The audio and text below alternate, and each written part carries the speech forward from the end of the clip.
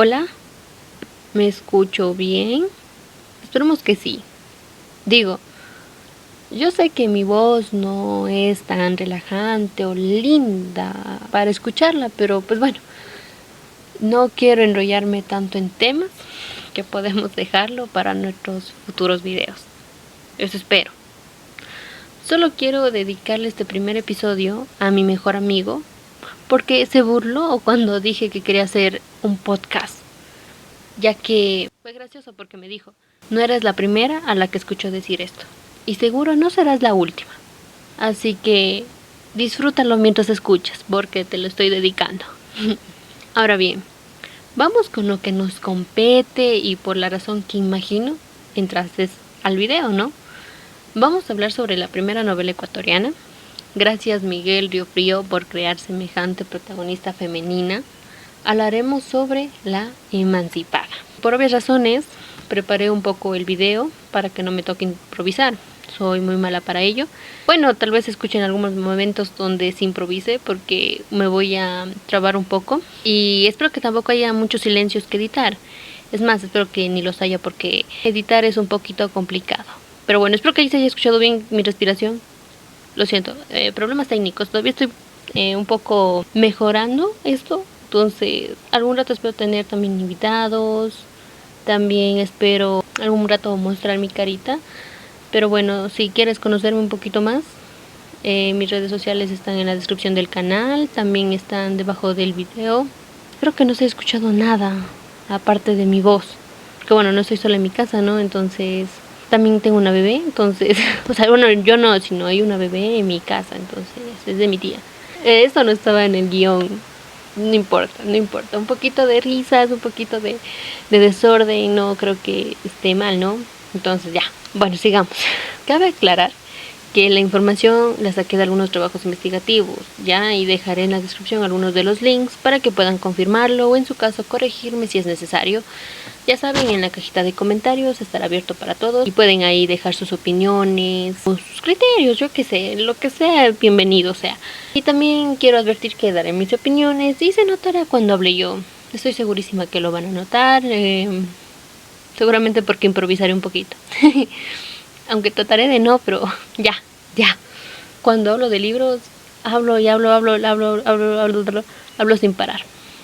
Vamos primero con la vida y obra del autor, que como ya mencioné es Miguel Riofrío, ¿ya? Daré los datos bibliográficos principales, generales. Este nació en Loja el 7 de septiembre de 1822. Fue diplomático, columnista, político, abogado, escritor y educador. Fue muchas cosas, ¿eh? Fue hijo de Agustín Riofrío y Valdivieso y Argueda Custodia Sánchez. Perteneció a una familia de clase media alta, propietario de almacenes de comercio en Loja y en Piura, Perú. En 1840 comenzó a estudiar Derecho en la Universidad Central del Ecuador, donde fue compañero de Gabriel García Moreno. Cuando estaba escribiendo el guión, escribí Marqués y luego me di cuenta que no, o sea, ¿cómo va a ser Marqués? En algunos periódicos progresistas, fue redactor también del prestigioso diario 6 de marzo.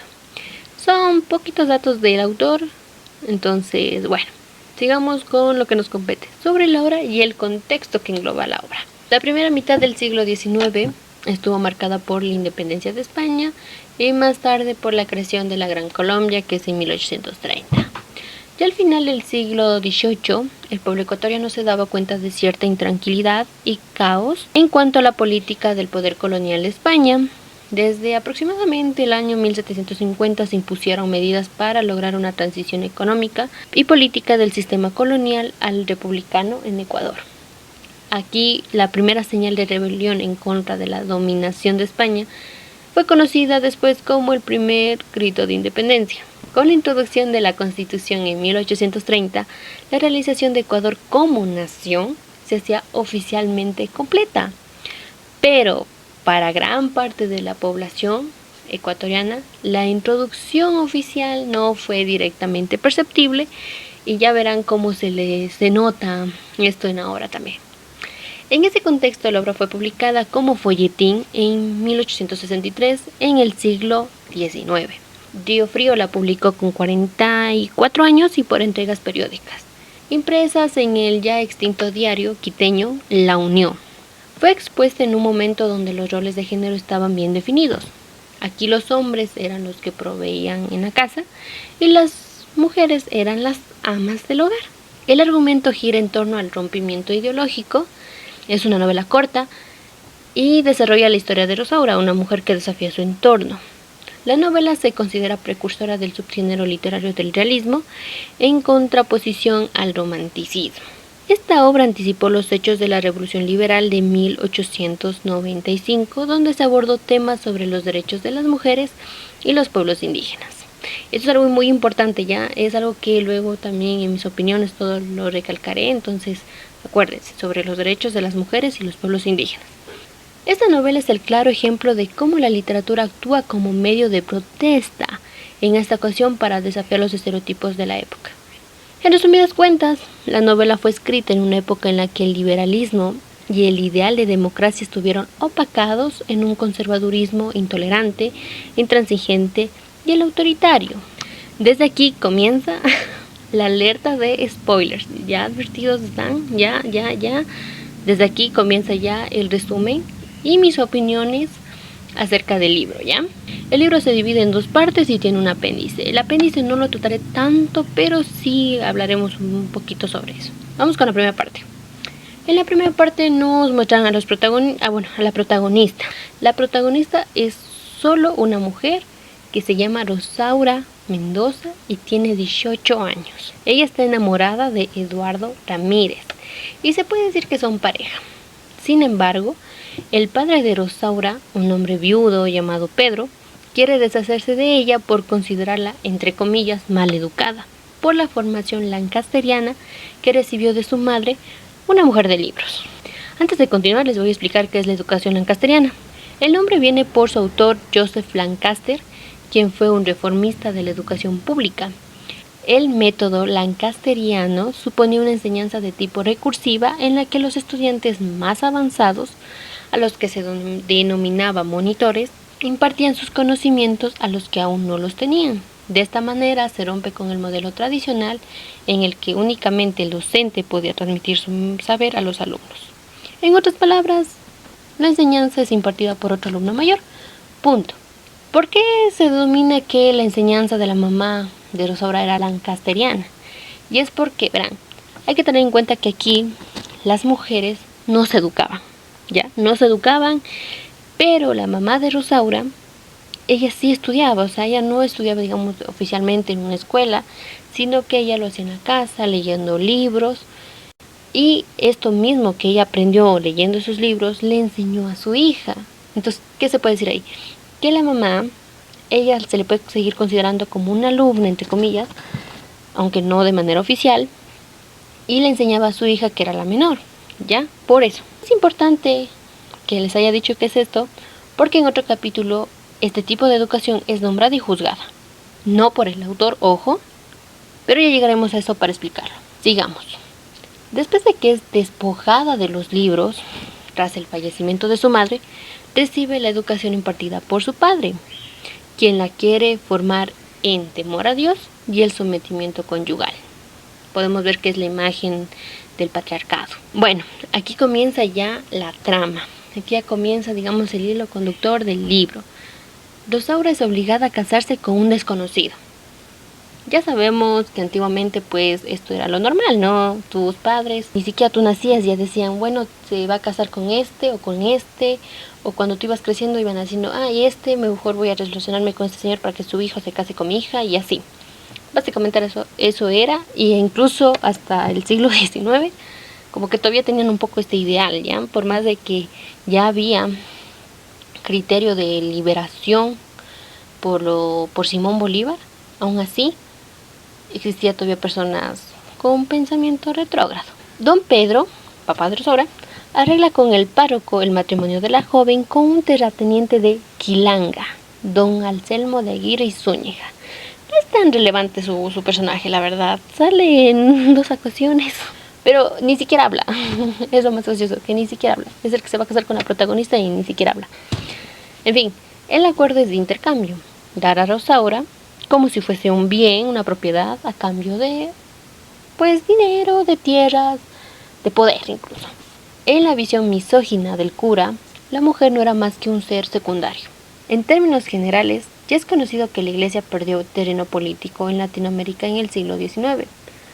Todavía tenían un aporte y poder grandes, aunque las ideas liberales llegaron a dominar, gracias al cielo. De todos modos, la Iglesia intentó consolidar el poder suyo con una visión retrospectiva.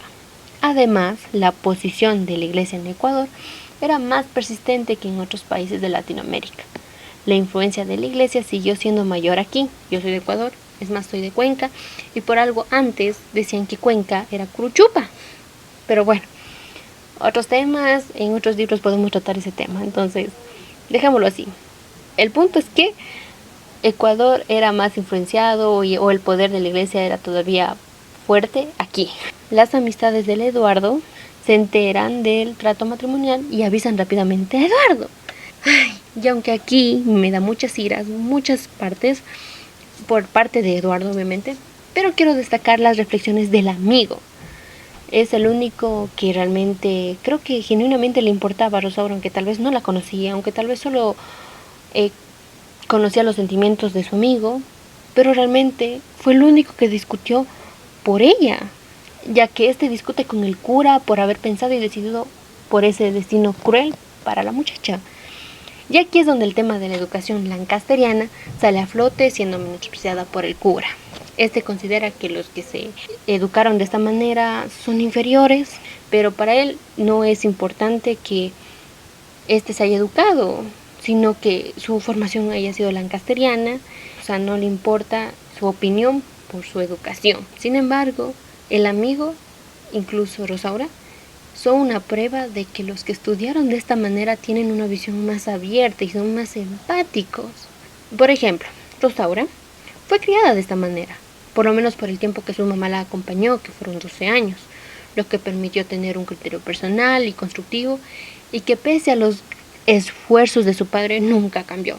Yo creo que Riofrío usa este personaje, el del amigo, para dar una posición personal de reclamo. Actúa como resistencia ante la errada práctica familiar. En una época salpicada de ideales liberadores, ya era por fin algunos ya tenían un poquito más de criterio y decían como que, no, creo que yo puedo tener mi propia opinión. Pero realmente había mentes consumidas por el conservadurismo. Ella al comienzo, cuando se entera de esto, se niega. Algo que considero muy importante es el hecho de que el amigo de Eduardo, ni bien se entera, le manda una carta a Eduardo. Eduardo se entera y le manda una carta a Rosaura, donde es gracioso porque le pone: mándame una señal de que necesitas mi ayuda. Como que yo te ayudaré, yo te salvaré, pero es muy, no sé, irónico el hecho de que él supuestamente está abierto a recibir las señales de Rosaura, pero cuando llega la señal de Rosaura él no la entiende. Entonces, eso es gracioso, pero bueno, ya ni siquiera gracioso, es triste porque Eduardo se pasa, o sea, Eduardo, no sé qué pasa por su cabeza, es un poco egoísta. Ya lo diré más adelante, ya me estoy adelantando. Realmente Eduardo me daba iras. Cuando ella se entera de esto, de que su padre pues la va a vender, en pocas palabras, ella se pone a llorar, evidentemente, y con justa razón. Su padre, quien supuestamente debería de quererla, amarla, protegerla, le está vendiendo como si fuera solo como un objeto. El padre le encuentra llorando. Obviamente dice que hablan porque él no le sabe escuchar, y si solo le escucha lo que él considera importante para humillarla. Ella obviamente se niega a tal destino, dice no, yo no me voy a casar con él, y ella se resigna a recibir el castigo que su supuesta desobediencia le otorga.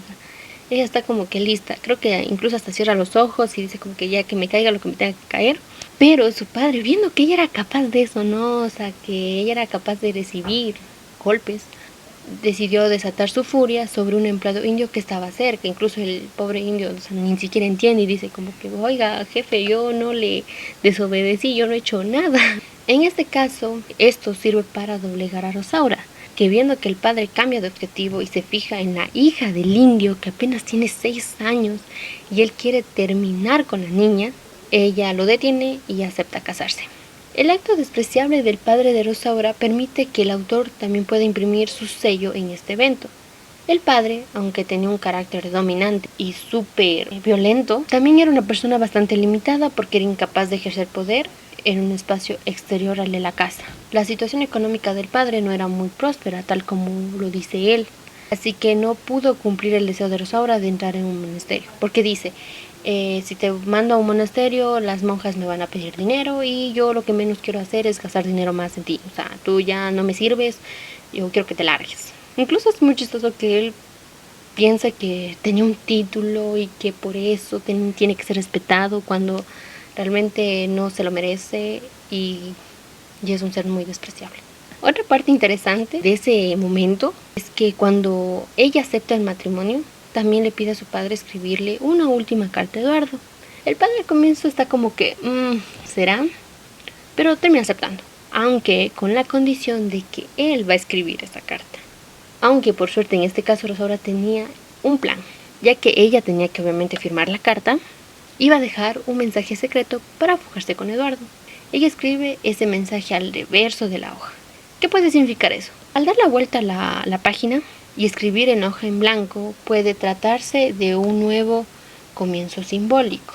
No sé si a ustedes les han pasado que, por ejemplo, cuando terminan una relación, ya le dan el luto que se merece pues la relación, pues ya llega un punto donde tú dices, bueno, tengo que voltear la página, es decir, continuar con mi vida. Entonces básicamente eso es lo que quería Rosaura, dar la vuelta a la página, continuar con su vida al lado de Eduardo. Eso es lo que simboliza el hecho de que ella dé la vuelta y escriba en la hoja en blanco, pero no. Eduardo tenía que hacer solo un trabajo y no lo hace bien. No logra descifrar el mensaje porque se concentra en su perspectiva. Vimos que en la conversión que es narrada en la obra, Eduardo pone en duda los sentimientos de Rosaura sin motivo alguno. Ella le está diciendo, literal, le está diciendo, mi padre está en contra de nuestra relación. Si él se logra enterar, te puede hacer algo a ti y lograr separarnos. Pero no, él dice como que, si piensas eso es porque no me quieres. Y es como, eso te está diciendo que tu vida corre peligro por esa situación. No te está diciendo que no te quiere. Entonces la verdad a mí me molesta. Y es como que él necesita que una y otra vez Rosaura tenga que reafirmar sus sentimientos. Y en mi opinión, y creo que ya se nota bastante, que no me cayó bien. Me estresó bastante su presencia y me daba rabia que Rosaura era capaz de tanto por alguien que parece que le dolía los dedos mover un lápiz por ella. Es una persona egoísta, la verdad. Y el que tenga pruebas de decirme que no, por favor, comentario. Llega el día del matrimonio, ¿no? Ya llega, los amigos de Eduardo están para ella, a su completa disposición, cualquier cosa que ella decida, ellos les van a ayudar, por lo menos ellos, pero retroceden al escuchar la que dice al frente del altar que sí. Entonces el cura da su bendición y es cuando vemos el primer episodio de rebeldía por parte de Rosaura. Se libera de su padre y le dice a la hora a su esposo que tome su propio camino, que ella se va. Luego su segundo episodio es que terminada la ceremonia, ya todos están cuchicheando, todos están chismeando, todos están dando su opinión. Rosaura regresa montada en un caballo, se enfrenta con pistola en mano a su padre, cura y autoridades, anunciando que gracias a las leyes civiles y eclesiásticas, ella se ha liberado. Lo interesante de esta escena es que ella exige que sean el padre, el cura y las otras asistentes quienes salgan a su encuentro. Ella no vuelve a entrar a esa iglesia. No, ella no vuelve. Ella dice como que no, yo ahí no entro. Salgan ustedes. Entonces el religioso amenaza a Rosaura como que diciéndole, tú no vas a entrar al reino de los cielos. No, tú a ti te van a, o sea, te va a pasar lo peor. Y es cuando ella responde que hará daño con su arma a quien se atreva a insultarla. Quiso perdonarlos en nombre de su madre, pero al ver el trato agresivo ante su emancipación, decide responder de la misma manera. Obviamente decide responder de la misma manera grosera, porque, o sea, le están insultando en su cara cuando ella ya se emancipó, cuando ella ya dijo, ¿sabes qué? No más, ya, no más. Y entonces ella se va, decide irse y ahí se queda la primera parte. Bueno, vamos con ahora la segunda. Una vez emancipada, Rosaura inicia su progresivo descenso personal y social. Aunque al inicio de la segunda parte Rosaura se muestra como una heroína para los indios, esto es porque relata una fiesta, ¿no? Donde tiene eventos como la corrida de gallos. Y es una actividad muy cruel, donde tienen a los gallos colgando de sus patas y si alguno de los participantes lo agarra, puede usarlo para golpear a sus compañeros. Ya sabemos cómo termina el pobre animal. En este caso, Rosaura libera a los gallos y les devuelve a sus dueños, que son indios, ya que días anteriores los organizadores fueron quienes arrebataron de las manos de los dueños esos pobres animales. Uno de los participantes quiere agredir a Rosaura, pero los indios quieren defenderla y en un momento dado pronuncian la frase que Rosaura una vez escuchó de los labios de su padre: la letra con sangre entra. Rosaura, indignadísima, una dice: no vuelvan a decir eso, no. Y aquí es donde podemos ver el contraste, ¿no? Ya que esta frase fue una vez dicha por el sujeto dominador y ahora por el sujeto dominado. Es una dialéctica presentada usando solo esta frase. Muestra estas tensiones que están sujetos en el proceso fundacional de la nación ecuatoriana. Ambas partes se sujetan en la violencia, pero se ve subvertido. En el caso del padre, quien fue el primero en decirlo y es símbolo patriarcal y dominante, y ahora lo dicen los indios, que son los sujetos subalternos que luchan por sus derechos. Sin embargo, por suerte, sí hay una gran diferencia. Mientras don Pedro cede ante la violencia y golpea a sus criados, los indios desisten de ella a pedido de Rosaura. Ahora bien, los últimos capítulos ya nos muestran el declive de Rosaura en una ciudad, bueno, en este caso es Loja, pero creo que se puede hablar de manera general. La mujer en esos tiempos no podía estar sola y ser independiente. Entonces, Rosaura, viendo sus limitadísimas opciones, es empujada a la venta de su cuerpo. Esto realmente nos traduce que, de manera trágica obviamente, que el esfuerzo de Rosaura por romper los mandatos injustos, lamentablemente ella sigue atada a los condicionamientos laborales. Tal vez se liberó de una parte, pero aún así, por otra, no puede. Lo más triste también aquí, o bueno, no es triste esta parte, es muy frustrante y creo que me llenó de rabia, son las cartas que intercambia Rosaura y Eduardo. El chico le cuenta que al momento que le escuchó decir que sí, se fue a recibir el sacramento de la orden sacerdotal. Dios mío, me voy a ahorrar mis comentarios. En esa correspondencia, la muchacha al fin les peta argumentos en contra de la cobardía de él. Y al ver que él, literal, solo está respondiendo desde su comodidad y seguridad del poder institucionalizado que le dio pues el hecho de ser sacerdote, ¿no?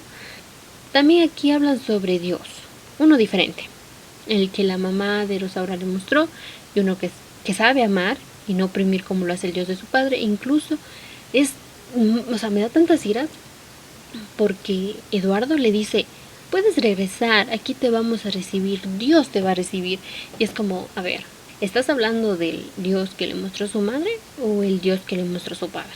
Porque vamos a ver, si es el Dios que le mostró su padre, o sea, qué hipócrita de tu parte que tú le digas que regrese cuando realmente tú solo tenías que hacer una cosa y era entenderle. Realmente si le conocías, hubieras sabido que ella era capaz de hacer mucho por ti. Pero no, ay Diosito, qué iras que me da, te juro. Y cuando leía como que él era como que el mártir, ¿no? El que decía: pero no, regresa, pero Dios regresa. No puedes desperdiciar tu vida así. Y es tan triste que Rosaura tenga que pedirle: por favor, no respondas mis cartas. Y él seguía, y seguía, y seguía. Y yo como, bro, ya cállate. Y esto ya como dato innecesario, yéndome por las ramas. Pero me daba gracia, ¿no? Porque al comienzo, cuando le mandó la carta Eduardo a Rosaura, puso al final, firmando la carta con un tuyo para siempre, Eduardo. Sabemos que al final no fue así. Y en esta carta también ponía eso de que yo te voy a ayudar, ¿sí o qué? Pero bueno, ya, no nos vamos a ir otra vez por esas ramas porque me muero de las iras. Y las cartas, cuando ya le está mandando, cuando ya supuestamente Eduardo quiere recuperar su alma, coloca un frío: Eduardo, simplemente así. Y me hizo acordar de que cuando yo leí Orgullo y Prejuicio, si quieren que hable de ese libro, pues coméntenmelo. Pero cuando yo leía este libro, ¿no? Vi que en las cartas también ponían como que tuya, Elizabeth. Me da chiste porque en estas cartas también personas que ni se llevaban, ni se toleraban, incluso que se mandaban así como que cizaña así o su veneno ponzoñoso así indirectamente, ponían como que tuyo tal. Y yo así, qué hipócritas. Y aquí es el gozo porque Eduardo es como que póneselo, Eduardo, Eduardo, ya. Ya en el último capítulo, Rosaura ya falleció y vemos que un estudiante de óptica y acústica que está en sus prácticas va a presenciar la autopsia de la muchacha. Sin embargo, él no es capaz de ver la profanación del cadáver. Y la manera en que se narra esto, muy grotesca, se puede decir. La verdad, simboliza demasiado como con desprecio, con frialdad, cogen su cuerpo, lo abren. Ay Dios, no. Sí fue muy choqueante para mí cuando leí esto. Y eso que yo ya lo había leído hace mucho, creo que cuando estaba en tercero o en segundo de bachillerato, o sea, hace unos 3 4 años, yo ya leí este libro. Pero esa vez que lo volví a releer porque estoy pues en una materia que se llama literatura ecuatoriana, entonces estoy aprovechando las lecturas para poder hacer mis podcasts. Por eso digo que espero que el siguiente libro que hable sea Comandá, si es que lo termino de leer, porque ay, no puedo, o sea, no lo he podido terminar por la manera en la que, ay, no, es que, en fin, que yo cuando lo estaba releyendo, ¿no? Yo me quedé estupefacta, o sea, yo no quería leer ya esas partes, yo quería adelantar. Es muy triste el final de Rosaura, ella no merecía eso. Pero bueno, es el final que nos dejó nuestro queridísimo Riofrío. Es un final que representa lo que pasaba en esa época. Al final creo que era necesario que ella tenga ese tipo de emancipación, no uno que sea trágico. Aunque suene muy feo, pero es que creo que por el contexto que ese momento englobaba a la obra, no había otro final más. Y creo que pese a que sea cruel, creo que ese mismo final fue el que incentivó, impulsó, inspiró a muchas personas para que empiecen a darle una vueltita más a las creencias que tenían en ese momento. A decir, ¿será que es bueno que yo le diga a mi hijo con quién tiene que casarse? ¿A mi hija con qué valores tiene que criarse? Creo que a la final esta obra fue inspiradora para muchos. Nos ayudó a, ya digo, a darle una vueltita más a las creencias que teníamos dadas por hecho. Y también por el contexto también de que los pensamientos liberadores de Simón Bolívar también creo que ayudó bastante y hizo que Río Frío pues construyera una obra muy buena, pese a que dura 50 hojas si no estoy mal, o de bueno, dependiendo de qué edición. Yo tengo la de Antares.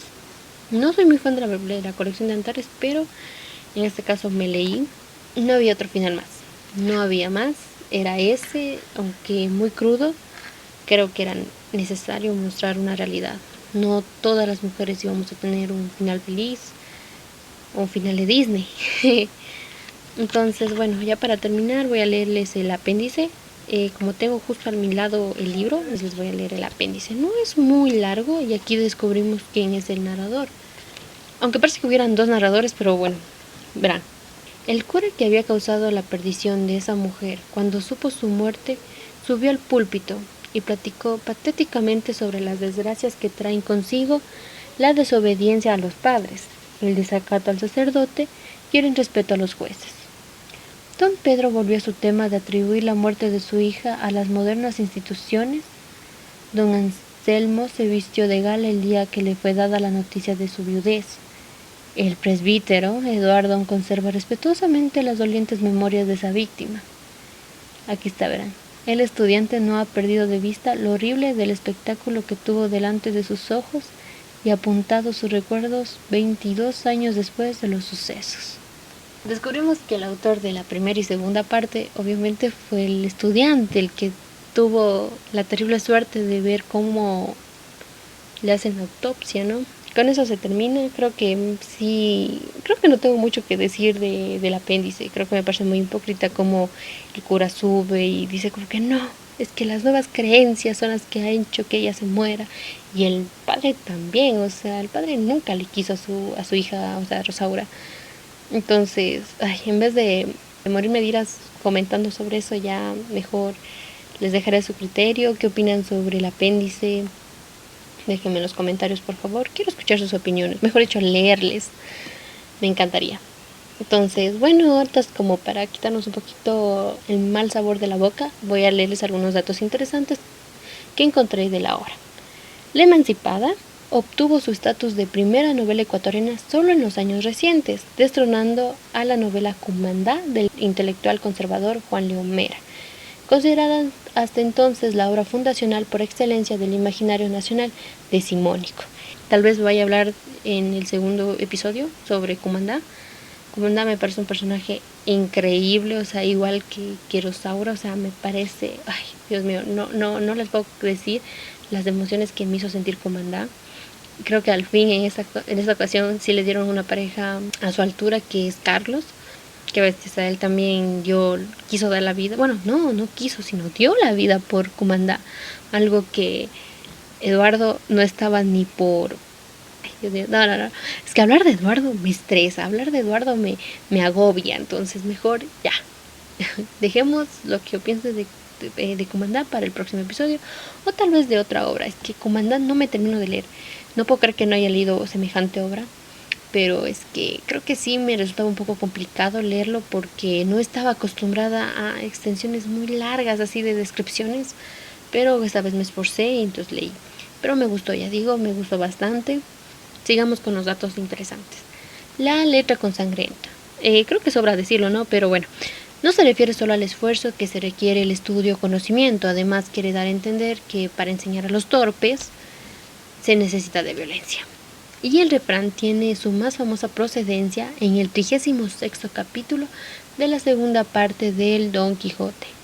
Y este dato, o sea, no sé si realmente sea cierto, ¿no? Pero eso lo leí en un trabajo. Pero también tiene sentido. Dice que Manuel J. Calle califica a Riofrío como buen escritor, pero pésimo poeta. Si leemos la obra, vemos que no pinta el texto. Me refiero con adjetivos, más allá de los textos que supuestamente pertenecen a Eduardo y Rosaura. Simplemente es un relator objetivo. Él va a lo que va, punto. No se va entre las ramas como yo cuando estoy aquí narrándoles y contándoles sobre esto. Vamos con las notas finales. Bueno, aquí ya se puede decir que estamos ya en la línea final del video. La verdad sí me ha costado mucho grabar eso, pero bueno. Esperemos que se pueda mejorar en los próximos capítulos. Bueno, al leer la obra y teniendo en cuenta el contexto, podemos decir que Riofrío estuvo fuertemente influenciado por los valores liberales de la época y del independentismo derivados de la nación ilustrada y de los ideales de libertad, igualdad y fraternidad.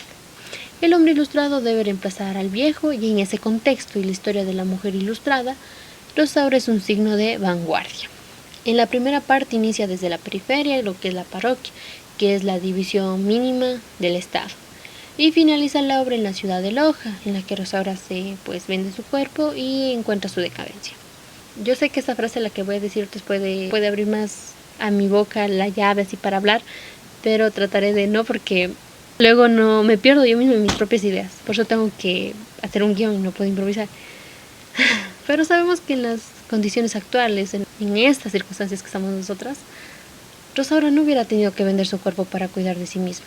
Pero lastimosamente por las normas de su época brillaron a tomar ese camino. Y ya, no me quiero ir más allá. Ya creo que ustedes mismos entienden lo que quiero decir con esto.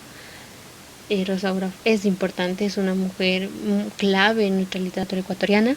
Entonces, creo que eso es lo último que quiero decir.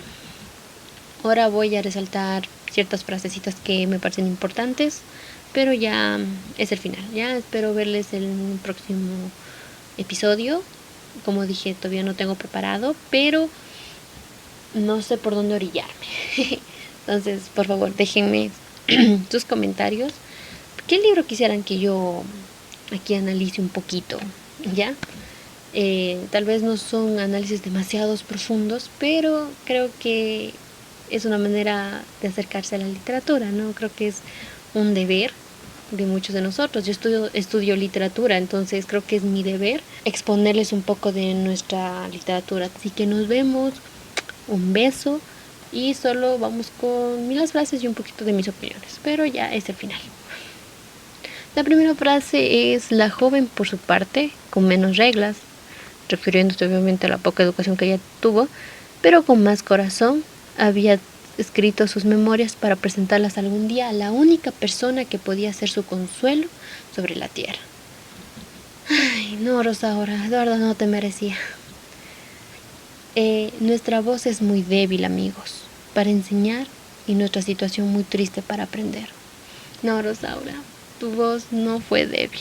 Tu voz nos dio el impulso y nos inspiró. Así que no fue débil, nunca fue débil. Yo no puedo vivir sino de emociones. Las emociones son un sueño y no quiero que nadie me despierte. Me siento reflejada en esa frase, así que no diré más. Mi alma se ha tornado en un arenal desierto, tostado por el sol del arrepentimiento y removido por los vientos del desengaño. En este vasto arenal, la imagen de lo pasado se levanta como un espectro. Esta viene como que un poquito alineada con la siguiente. Tengo vergüenza de mí misma, me aborrezco de muerte y no sé cómo he de vengarme. Antes de 9 meses he recorrido un siglo de perdición. Cuando yo leía en La Emancipada, especialmente en las últimas páginas y en las últimas cartas que ella mandó, me daba ganas de decirle así como si, bueno, le decía al libro, ¿no? El mundo no estaba preparado para ti, Rosaura, pero tú llegaste a cambiarlo todo. No deberías de tener vergüenza por tus decisiones, porque tus decisiones inspiraron a las mujeres de esas épocas. No me gusta que ella sienta arrepentimiento, porque realmente ella fue una luz para muchos en su momento. Y creo que de esa luz ella jamás se dio en cuenta, ¿no? Es como las mariposas. Las mariposas nunca ven lo hermosa que son sus alas.